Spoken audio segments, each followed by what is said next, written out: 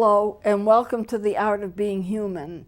We've been talking about relationships, how to have healthy relationships, and I've talked about the need to know what you are like as a person, what your interests are, whether you like to be around people, whether you're a loner.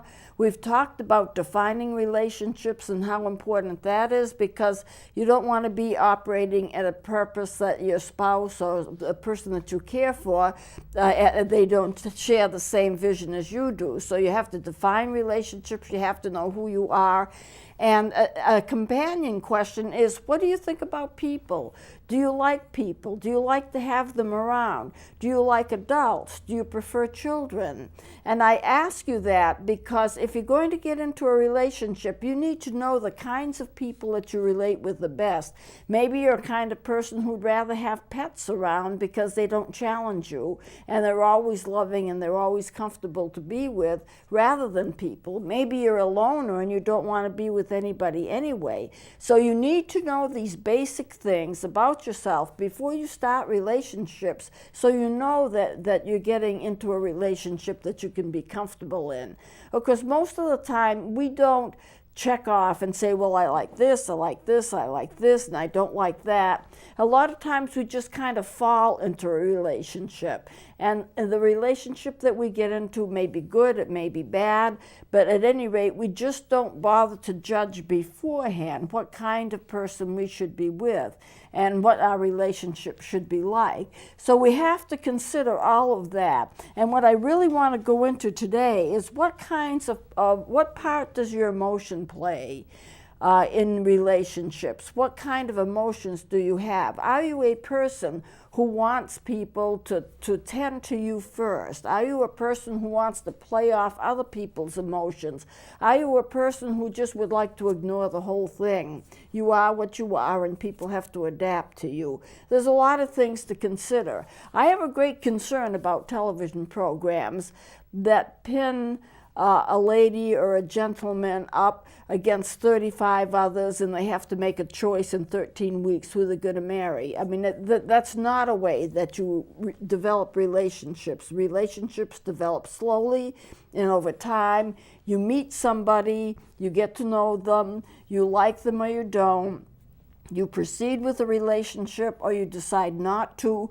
But you don't have a group of people, like about 20 people, waiting to date you, and you're there kind of checking off, I like this person because of this, I don't like that person because of that, and maybe I like him, maybe I don't, I like this about him, I don't. And in 13 weeks, you're supposed to make a choice as to what kind of person it is you want to marry, if you were to marry, and a lot of times it just does not work out. But that's an artificial way to have relationships. Relationships do not develop like that. They develop slowly over time with one person or two people. You know, when my father, my parents discussed this once with me. When my father met my mother, he met her while she was playing in a dance band. And of course, he was a tremendous musician himself, and he liked her immediately, and he asked her out, and they went out together. And she was going out with somebody else too, who she liked. So it was kind of like two of them. Well, that's enough. You're not choosing between 30, you're choosing between two. But my father broached her and said, you know, if we go out together and this becomes serious, I don't want you going out with anybody else but me. So he defined the relationship as he wanted it to be. And she went along with that because she liked him well enough that was all right. She would go along with it and just go out with him and nobody else. And of course, they eventually ended up by getting married. So it worked out for them. But you have to know what you're getting into, and you just can't know if you're dating 15, 20 people at the same time. It just doesn't work that way. So I do have concern about television shows that do that, but I'm not saying they don't have some legitimacy. I'm not saying don't watch. I'm not saying anything. It's just a concern of mine. So what part do emotions play in a relationship? There are a lot of people who try to control other people with the use of their emotions. And what I mean is, if a person can press your buttons, make you angry, make you respond in a certain way, then they have control over the situation. In other words, anyone who can control your emotions controls you. And to a large part, that's true. Well, why would anyone want to control anybody else? There are some people who want power over the others. They want others to do what they want. And as a result of that, they play on a person's emotions. Sometimes what they'll do is try to make a person feel guilty. They will manipulate a person so that their emotions make them feel guilty. And if they feel guilty, they'll do anything that the person wants them to do to get rid of the guilt, because guilt is a very, very difficult emotion to handle. So it's, you know, if I can make you feel guilty, that I can make you do what I want, and that makes me have power over you. But any relationship that's based upon one person having power over another is not a healthy relationship, and something should be done to stop that or change that, or the relationship will fail. When you have two people in a relationship, they should care about another so that they care about each other's needs, so they're willing to give to each other. But when you manipulate a person to do what you want, then that's no relationship. I once dated a man who wanted to date me. I wasn't so interested in him, but he wanted to date me. I had just published a book, or a book had been published by an academic publishing company, my first book. And he wanted to date somebody who had some prestige, and he thought I did because now I was an author. And the book got good reviews, and it remained in print for a number of years. And so he wanted to date an author, and he could go around and say that, you know, he was dating an author. And so I saw him, but only once or twice. The first time I saw him, he was pleasant, he was polite. Then he started yelling at me. I made a suggestion as to where we could go next if he were interested. It was not a demand, it was just a suggestion. And it was obvious that you do it my way.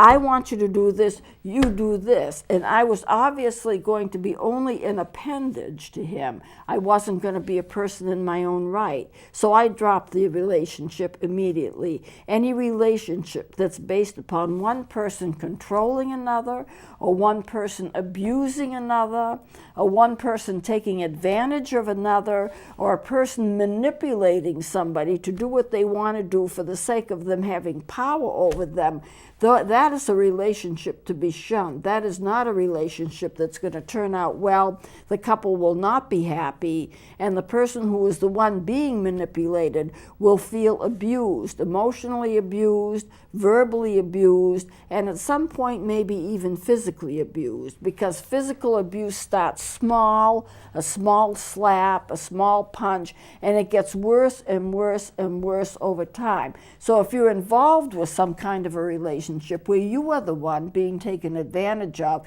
and you don't feel comfortable, and you're not being treated well, you need to stop that relationship. And if you're quite involved and you feel you're in any danger, get professional help. Don't try to do it on your own, because you don't want to be in danger. But relationships need to be free-flowing. I care for you, so I want to do things that you like to do. You care for me, so you want us to do things that I like to do. And there's a give and take, and there's an ebb and flow, and there's a caring one for another.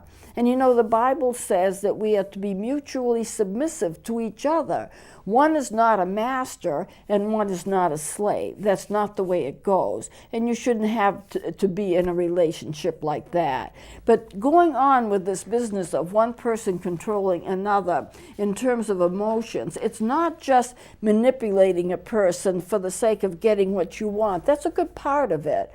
But there are times when even kids will manipulate each other just to get what they want out of them. And I have an example that I just wanted to mention to you. It's a story that I was involved with, where a boy was going to be kicked out of school. The reason, he was acting out. He would get angry, he would scream, he would punch, he would kick, he was disruptive, and the school couldn't put up with it anymore. And so I talked with this boy and found out what was going on, and discovered that he was being egged on by other people. And the other students in the class wanted to see him get in trouble and wanted to see him get angry. That gave them power over him, because, as I said before, whoever controls your emotions controls you. So They would do things and say things to him, basically say things to him, and they could do it in a quiet way. He would hear it, but they weren't acting out. They weren't screaming, they weren't yelling. As a response to what they said to him, he would get angry, and then he would act out. So because he was the one that was acting out, he was the one that was getting in trouble. So I came up with an idea, and I said, you know, John, that's not his name. I don't even remember his name, but let's say his name was John. The reason that you're getting angry is that people are egging you on. Other students want to see you mad. Well, why would they want to see him mad? Because then he gets in trouble, and for them it's fun to see him get in trouble, having somebody yell at him, and you know, he bears the brunt of that, and then he gets in trouble for it, and they're sitting there very smug, pretending to be angelic. Oh, they didn't do anything, they didn't fight back, but they egged him on, and that's just as much of a problem. So I told him, don't respond. You have the right to be angry. You have the right to feel any emotion that you need to feel. You know, emotions aren't something that you can regulate. So you feel what you feel, and it's legitimate. Whatever you feel, it's valid. You need to validate that, but don't act on it. Wait until the class is over. Either come to me and talk to me about it, go to your teachers, and I enlisted the teachers' help. As a counselor, I think you need to have these teachers' help whenever you're doing something. And I always was well rewarded for that. And teachers would say, you know, we've had counselors here that do what they do, and they never tell a teacher what they're doing because they figure it's none of the teacher's business. But it is a teacher's business because the teacher is with the student all day long. So I would enlist the teacher's help. When this boy was being egged on, if the teacher found out and knew about it, they would stop that. But this boy also learned not to respond. If he wasn't going to respond, then what would be the purpose of his being egged on? They weren't getting any reward from it. He would just look at them and say nothing. Later on, he would tell me what happened. He'd tell the teachers what happened. And they had to stop what they were doing because they weren't getting anything out of it.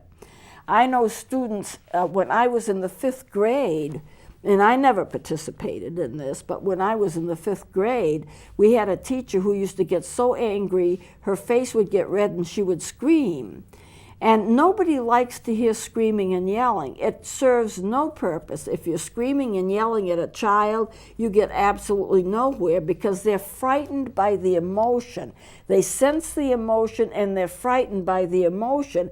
They can't concentrate on what you're telling them. All they can do is experience the emotion that they don't want to experience. And it's that way between spouses. If they yell at each other, everybody hears the volume of the voice, but they can't concentrate on what's being said. You have a lot more power if you're quiet. And you talk to a child and you say, you can't do this because of such and so, we don't allow this. And if you continue to do it, this is what your punishment will be. But it's like, you know, speak softly and carry a big stick. You know what you're going to do. You let the child know what you're going to do, but you don't yell and scream. Then they can hear what you're saying. They're not listening to your emotions. They're listening to your voice, and that's always the way that you should approach it. So when John stopped yelling back and stopped acting out, they lost all their power. But getting back to this teacher who would slam the door, we were in an old school system. When she got mad, her face would get very, very red. She would start yelling and screaming, and the other thing she would do would be to slam the door. It was an old school, and the ceiling was kind of loose, and paint chips in sections of the ceiling would fall down. When she slammed the door, part of the ceiling dropped. I don't know how the school ever got away with it. I imagine at some point it had to be fixed. So the students thought that was a lot of fun. Let's make her angry. And if we make her angry by doing certain things, she's going to yell and scream and slam the door, the ceiling will fall down. What fun. But what it acted was as a disruption of the class.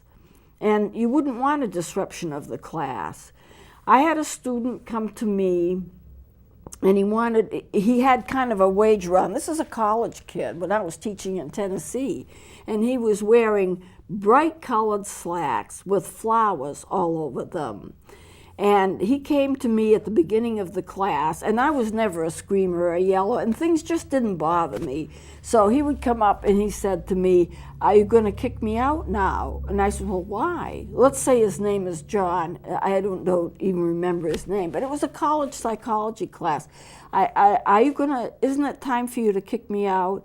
And I would say, "Why should I kick you out?" "Well, it's because of what I'm wearing." "Well, what are you wearing that's wrong?" "I don't see anything wrong with what you're wearing." "It's these slacks." "Well, what's wrong with the slacks?" "They've got bright flowers on them." And I said, "Yeah, I know, I kind of like it." And he said, "Well, it's inappropriate for me to wear these to a class." And I said, "Well, I don't see anything wrong with it." And he was trying to get me to react to him with the purpose of my getting angry and kicking him out of class, but I wouldn't do it. One, there was nothing wrong with what he was doing. He just was using that as a ploy to get me angry, and it never worked. It would absolutely never worked. And so I told him that I liked his slacks, I thought they looked nice, and there's no reason why he should be ashamed of what he wore. And it didn't bother me if he was wearing slacks in the class that had bright flowers in them. Everybody else was wearing gray or blue or whatever, somber colors, but he had bright slacks on with flowers on them. And he thought somehow that would be distressing. Now, to me, nothing's distressing unless it's a moral issue. If it's a moral issue and somebody's getting in trouble because they're clearly doing something that's endangering to themselves or something that's immoral and will hurt somebody else, then that's something to deal with. And even then, you don't deal with it in anger. You deal with it from your sense of power. And your sense of power is, I'm telling you not to do this, and if you do this, you're going to get in trouble. So don't do it. But you don't do it in an angry way. It's more an informational thing. So I told him, I wish that more kids were like you. You have the courage to wear what you want to wear. There's nothing wrong in what you're wearing. You like the bright colors and the flowers. There's nothing wrong with that. It's not a moral issue. I'm not going to kick anybody out of a class when they clearly have not done anything wrong. And so he slanted back to his class again, to his seat again, and we started the class. So people will try to manipulate you by making you do something and making you angry because that gives them power over you. Well, how does that translate to relationships? If somebody can push your buttons and get a response, then they are controlling the way you respond. That's not a relationship that's going to be a healthy relationship. It's because it's based upon somebody's manipulation of what you can do and what you can't do. I had a situation, and this is another story, but I thought it was kind of cute. I was working on a college campus, and we had a man, there were a group of us working together on this college campus, and there was a man there that was kind of a trickster. And there was a lady there, we'll call her name Sally, that's not her real name. She got into an accident. She had to have car repair, and part of her car had to be painted. So she had the car painted as a part of the repair, but not the total car, only part of the car. Now, Sally had the problem of getting upset easily over things that didn't make a whole lot of sense to anybody else.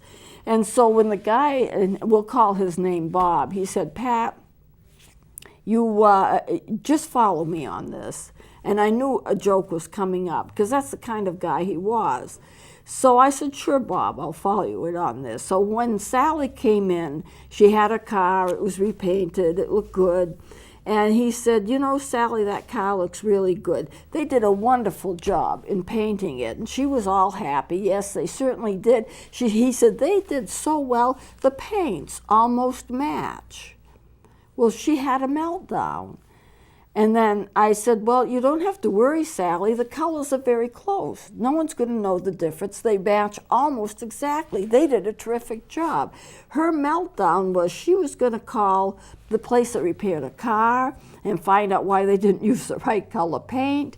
And she was going to call the paint company and ask them why they didn't sell the right color paint for her car, and she just went off the wall with it. We thought it was a lot of fun at the time, but of course it wasn't really a nice thing to do, but she had a history of that. She's the only lady I know of when her son would take a plane, if he was flying alone, and he was old enough to fly alone, she would actually call the airlines to see if the pilots knew how to fly. Did they really know how to read the altimeter? Because she didn't want anything to happen to her son. But as I said, she was off the wall about that stuff.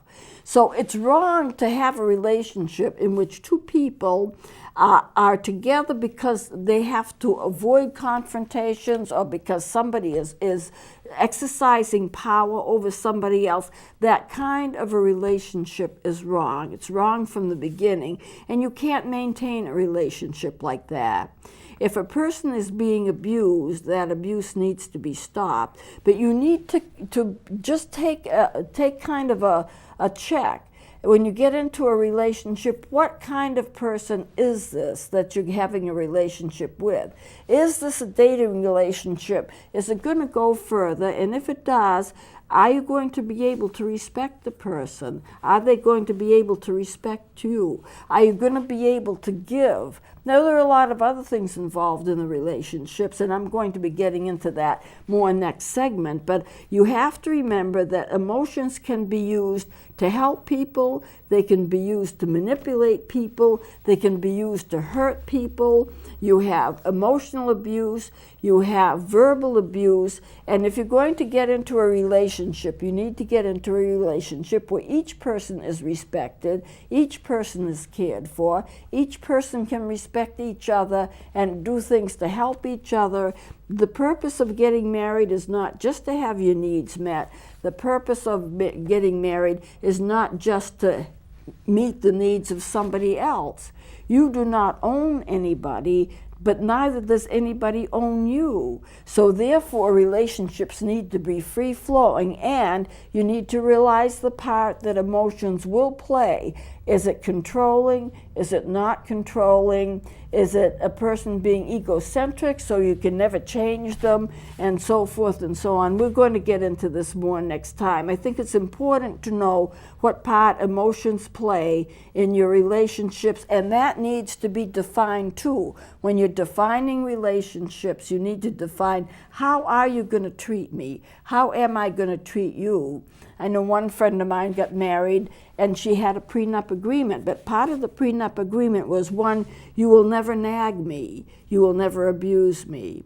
If you abuse me physically or emotionally, or if it's constant nagging, and that's something that no one can tolerate, constant manipulation, I will not withstand this marriage. I will not allow this marriage to continue. And it was a wonderful marriage. It was not a problem. But they defined in advance what they wanted from each other. And all of these things about emotions were discussed. So they went into it with good, clear heads. And you need to do the same. Well, we'll close it here, and we'll continue with this next time. Please join me then.